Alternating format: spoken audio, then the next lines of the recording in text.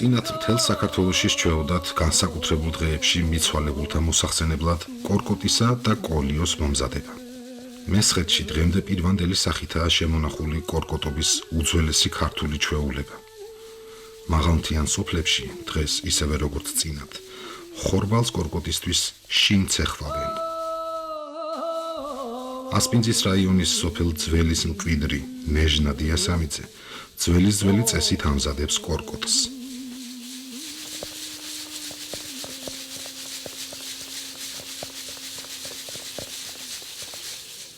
თავდაპირველად ხორბალი უნდა გაიცხრილოს. ძველებური ცხრილი ბევრ მესხურ ოჯახშია. ცხრილიდან გადმოცვენილი მარცვლები ფრინველის საკვებია. კორკოტისთვის განკუთვნილი საუკეთესო ხორბალი ცხრილში რჩება.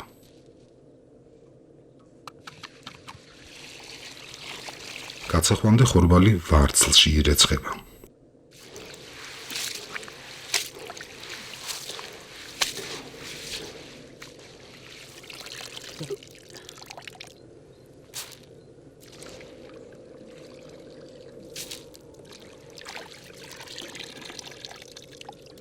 გარეცხილ ხორბალს ცოტა ხნით შეაშრობენ. საცეხველს მესხეთში როდინსაც ეძახიან. როდინის სხვა მხარეში პატარა სანახს ქვია. საქართველოს ზოგიერთ მხარეში საცეხველს ჩამურსაც უწოდებენ. ლეკება მარო და მიჭირე შავლეგო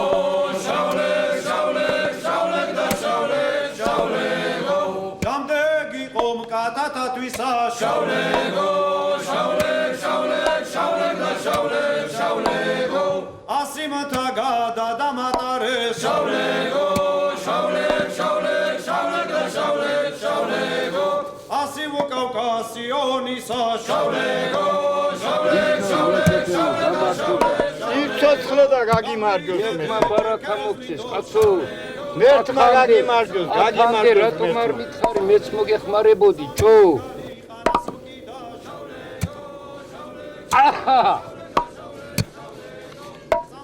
შენ თოხმა ხირა მაგარია იფნისა ეს მუხისა მაგრამ პატარა არის აჰა ჰოპ მერტო მიეც ბარაკა ამინ საქართველოში წინათ საცეხვლის ასამოძრავებლად წყლის ძალაც გამოიყენებოდა.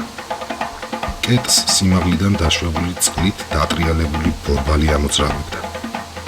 წყლის საცეხვავები დღემდე აღარ შემორჩა. თუმცა წყლის ბორბალს კვლავ იყენებენ წისქვილებში.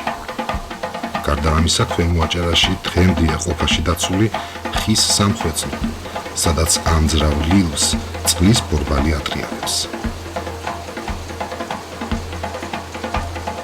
წყლის საცეხვავში მეტწილად ხომსა და ბრინჯს ცეხვავდნენ. სახლთან ახლოს წყლის ბორბლის გამართვა ყველგან ბუნებრივია ვერ მოხერხდებოდა. ამიტომაც იქ, სადაც ბევრი იყო გასაცეხვი, ფეხის საცეხველს იყენებდნენ. ფეხით მუშაობა ხომ ნაკლებ ძალისხმევას მოითხოვს, ვიდრე კეტის ხელით ცემა. ქართველთა უძველესი ყოფისთვის დამახასიათებელ ფეხის საცეხველს საინგილოში მივაკულიეთ. გაღმამხარელებს ყოველთვის უხვად მოჰყავდათ ხორბალი და ბრინჯი, ასე რომ ამ მხარეში გასაცეხვი ყოველთვის ბლომად იყო. სოფელ ალიბეგლოს მკვიდრი იაპონ ხინაშვილი დღესაც მოიხმარს წინაპართა ნაქონ საცეხვავს.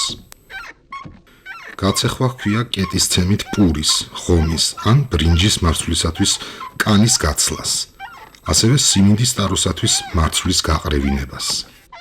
საცეხვავ კეტს ზოგ ქართულ დიალექტში დინგი ეწოდება. კეტის წვერზე მიმაგრებულია ქვა, მას სანაყი თავი ჰქვია. ქვა ნავის იმ ადგილს ეცემა, სადაც სანაყი ბუდეა ამოჭრილი. ცეხვისას ორი ადამიანი მუშაობს.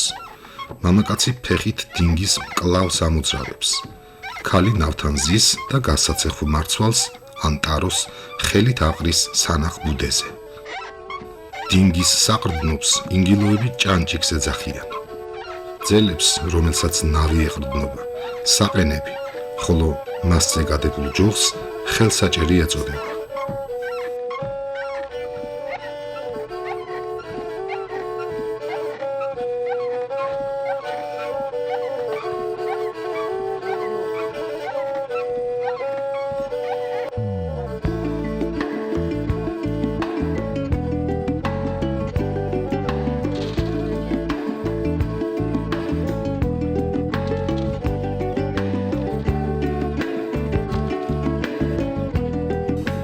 გაცეხვილ მარცვალს დასარკვევად ტაბაკით დაბღერტავენ.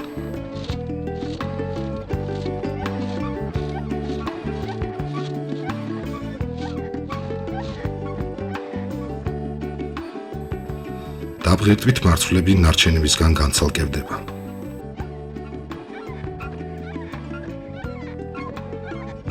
ინგილოები დღეს დინგს უმთავრესად არა მარცვლეულის გასაცეხვად, არამედ ნიგოზის დასანაყად ხმარობენ. საცეხვავით დანაყილი ნიგოზი საკმაოდ სუყე სანუკვარი საჭმელია. მისგან იღებენ ზეთსაც. დანაყილ ნიგოზს მარილს უზამენ და ისე შეინახავენ. იგი დიდხანს ინახება. მას დროდადრო მიირთმევენ როგორც ნუგბარს, აგრეთვე ხმარობენ სხვადასხვა კერძის მომზადებისას. საინტერესოა, რომ ინგილოები ნიგოზს მხოლოდ კაკლის დანაყილ გულზე იტყვიან. იგი ხომ მართლაც დანაგოზი მასაა. ამ მხრივ საინტერესოა ტერმინი გოზინაყიც. გაღვამხარელი არ იტყვის ნიგოზი დანაყილიაო, რადგან სიტყვა ნიგოზი თავისთავად აღნიშნავს კაკლის დანაყილ გულს.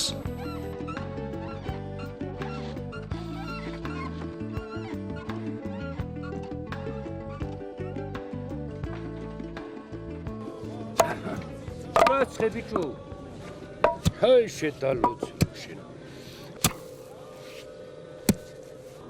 ჰაიცა ბიჭო ხორბლის გაცეხვისას მარცვლებს კანი გაეცლება. ანუ როგორც მესხები იტყვიან, ფერფლი გაძვრება.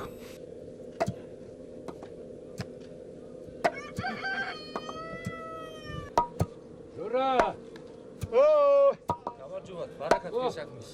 გაგი მარჯოთ, იცოცხლეთ, თქვენ მადლიან ხელს გაუმარჯოს. აბა არბინდა ბიჭო თქვენ მადლიან ხელს გაუმარჯოს, თქვენ მადლიან ხელს. აბა ერთი შეგვეცვალეთ შილო ძველი ქართული ჩვეულების მიხედვით, თუ კი დაინახავ, რომ ვინმე ხორბალს ცეხვავს, არ უნდა ჩაუარო, ცოტა ხნით მაინც უნდა შეჩერდე და გაცეხვაში მიეხმარო. რადგან კორკოტის მომზადება მიცვალებულთა მოსახსენებელი, სამადლო საქმეა. მესხეთში ხანდაზმულებიცა და ახალგაზრდებიც ერთსულად იცავენ ამ წესს. ჭირად წელები შავლეგო შავლეგ შავლეგ შავლეგო შავლეგ შავლეგო არ მენახა გამიკვირდა შავლეგო შავლეგ შავლეგ შავლეგო შავლეგ შავლეგო მუშაობა დიაცისა შავლეგო შავლეგ შავლეგ შავლეგო შავლეგ შავლეგო შავლეგ შავლეგ შავლეგ და შავლეგ შავლეგო გაცეხვილ ხორბალს გაანიავებენ. საამისოდ ისეთი ადგილი შეირჩევა, სადაც ნიავი კარგად უბერავს. მარცვლის გადმოყრისას მის გაცლილ კანს ნიავი წაიღებს.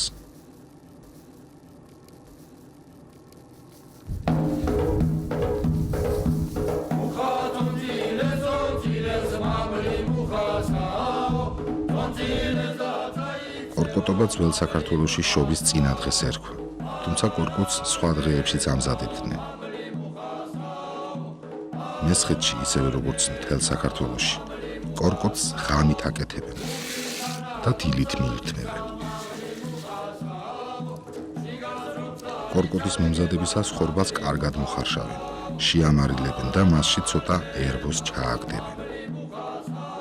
საქართველოს ზოგიერთ მხარეში კორკოტში ნიორს, კაკალსა და გამდნარ ერბოს უმატებენ. კორკოტს ხშირად რძეშიც ხარშავენ. თუ კი მოხარშული ხორბალი თაფლით ან შაქრით, ასევე ნუშითა და ქიშმიშითაა შეზავებული, მას კოლიო ჰქვია. წანდილი, ასეც ეძახიან კოლიოს საქართველოს ზოგიერთ მხარეში. კოლიოს მესხეთში ზოგჯერ ყავით აზავებენ და კამფეტებსაც უმატებენ.